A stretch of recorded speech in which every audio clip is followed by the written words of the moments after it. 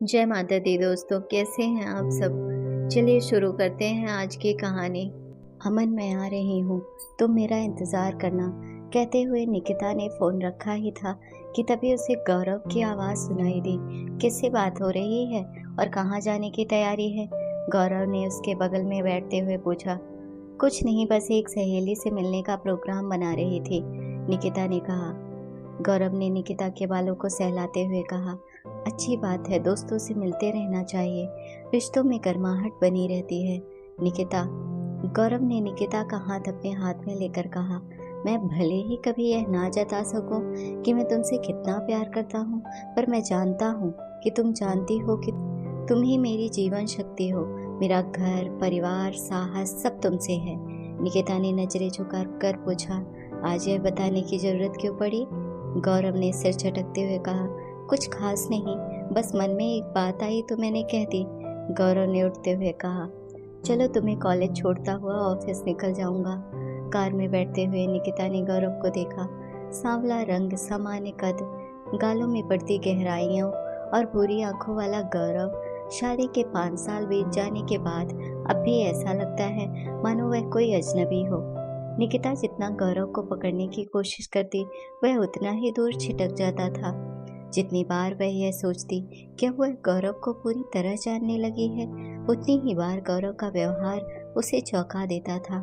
ठीक शादी के बाद की पहली रात की तरह, जब वह दुल्हन बनी, सहमी सिमटी सी बैठी अपने पति का इंतजार कर रही थी और गौरव ने आते ही कहा था, निकिता तुम कपड़े बदल लो, थक गई होगी। निकिता चौंक पड़ी थी। हिंदी फिल्मों में देखी गई सुहागरात की तरह वह अपने मन में ना जाने क्या क्या सपने सजोए बैठी थी। गौरव ने आगे कहा था, तुम मुझे गलत मत समझना निकिता, पर हमारी शादी इतनी जल्दी में हुई है कि मुझे तुम्हें जानने और समझने का मौका ही नहीं मिला। इसलिए मैं चाहता हूँ कि पहले हम एक दूसरे को ठीक तरह से जान लें, समझ लें, फिर पति पत्नी का रिश्ता कायम करें।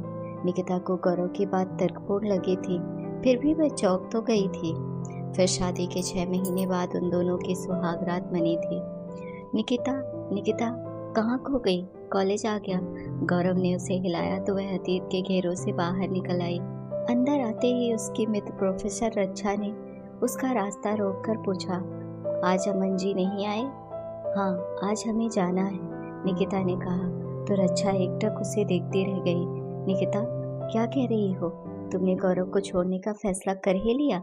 हाँ, और मैं जानती हूँ कि इसमें गौरव को कोई फर्क नहीं पड़ने वाला। निकिता, तुम शायद आज तक गौरव को समझ ही नहीं पाई हो। अरे इतना सुलझा हुआ इंसान तो बड़ी किस्मत से मिलता है और तुम हो कि उसे ठोकर मार कर जा रही हो। निकिता के मन में रह रह कर रक्षा की बातें कौंध रही थी। क्या मैं सचमुच आज तक गौरव को समझ नहीं पाई? पर मैंने कोशिश तो पूरी की थी एक अच्छी पत्नी बनने की। गौरव सचमुच ही कुछ अलग था।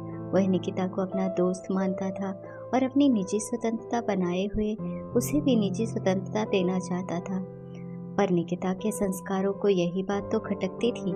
वह एक ऐसे परिवार से आई थी जहाँ पति को ईश्वर का दर्जा दिया जाता था। उनकी हर बात को बिना किसी प्रतिवाद के माना जाता था। निकिता को भी एक ऐसा ही पति चाहिए था जो उसे रोके टोके, उसके नखरे उठाए, उससे झगड़ा करे। पर गौरव उससे बिल्कुल अलग था। ऐसा नहीं था कि वह निकिता की जरूरतों का ख्याल नहीं रखता था या उसे प्यार नहीं करता था, पर कुछ तो ऐसा था जो निकिता को हमेशा खटकता रहता था। निकिता को याद हो आया कि जब गौरव व्यापार को लेकर कुछ ज़्यादा व्यस्त हो गया था और उसे पर्याप्त समय नहीं दे पा रहा था, तो उसने खुद ही निकिता से कहा था, निकिता तुम कोई नौकरी कर लो, इससे तुम्हारी पढ़ाई का भी सदुपयोग हो जाएगा और तुम्हारा मन भी लगा रहेगा। निकिता फिर चौंक पड़ी थी। खैर, निकिता ने नौकरी कर ही ली थी। मैडम, मैडम आपका फ़ोन है मैडम। अमन का फ़ोन होगा, सोचकर निकिता ने फ़ोन उठाया तो उधर से गौरव की आवाज़ सुनकर फिर चौंक पड़ी। निकिता, तुम ठीक तो हो ना? हाँ ठीक हूँ, क्यों पूछा? पता नहीं क्यों आज मन बहुत घबरा रहा है। निकिता, मुझे ऐसा लगा कि तुम परेशान हो। खैर, तुम आज जल्दी घर लौट आना, मैं भी आने की कोशिश करूँगा। निकिता सोचने लगी, तुम्हें मेरी परेशानी का आभास कैसे हो गया गौरव? क्या अब भी मेरे मन के तार तुम्हारे मन से जुड़े हुए हैं? निकिता ने फोन रखा ही था कि फिर घंटी बजी। हेलो निकिता, मैं अमन बोल रहा हूँ। तुम 5 बजे तक एयरपोर्ट पहुँच जाना। मैं तुम्हें वहीं मिलूंगा। निकिता ने पूछा। तुम कहाँ हो? घर। ठीक है, तो मैं 4 बजे तक तुम्हारे घर ही आ जाऊंगी, वहां से साथ चलेंगे। इतना कहकर निकिता ने फोन रख दिया। 1 साल पुरानी ही तो मुलाकात है उसकी अमन से। कॉलेज में अंग्रेजी प्रोफेसर है अमन।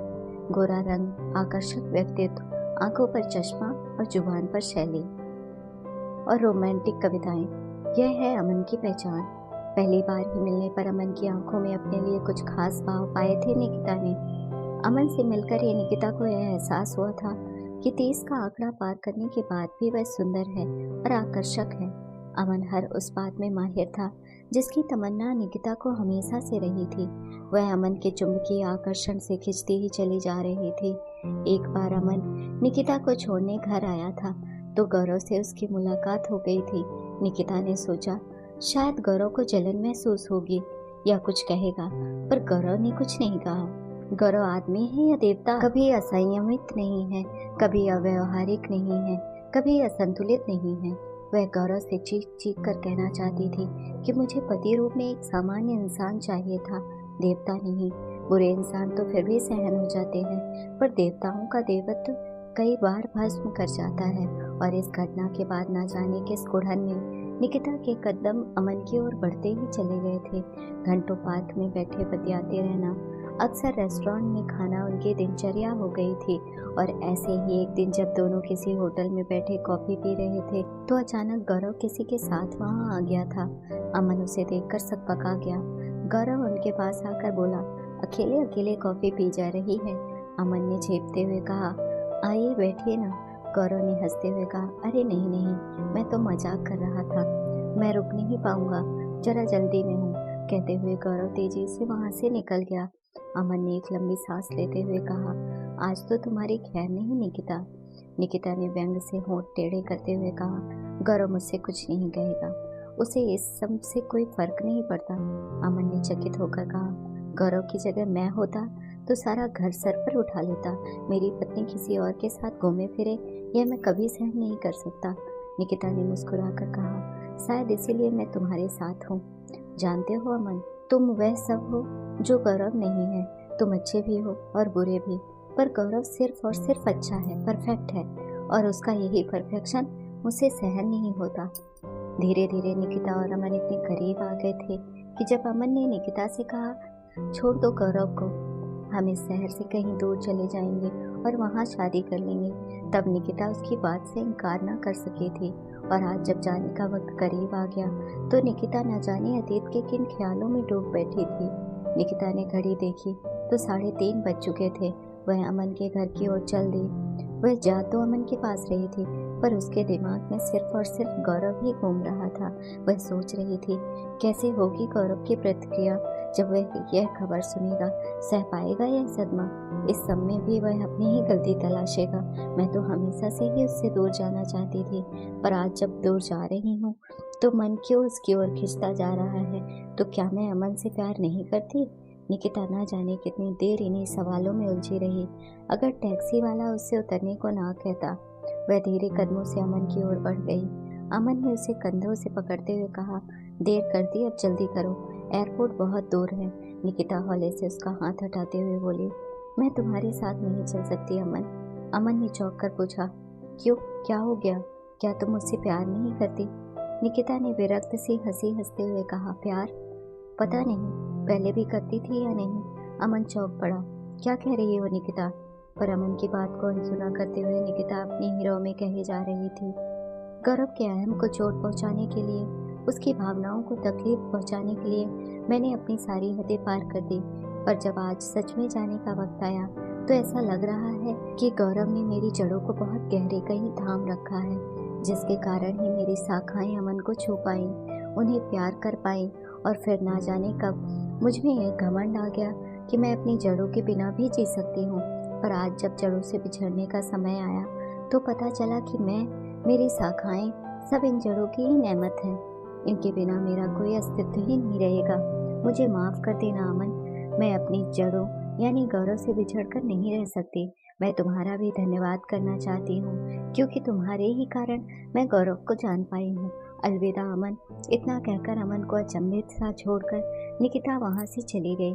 घर पहुंचकर निकिता ने देखा सारा कमरा उसकी पसंद के रजनीगंधा के फूलों से सजा हुआ था और गौरव बेचैनी से कमरे में टहल रहा था। निकिता को आया देखकर गौरव ने आतुरता से उसे अपनी बाहों में भर लिया। गौरव से इस तरह का व्यवहार अनपेक्षित था निकिता के लिए।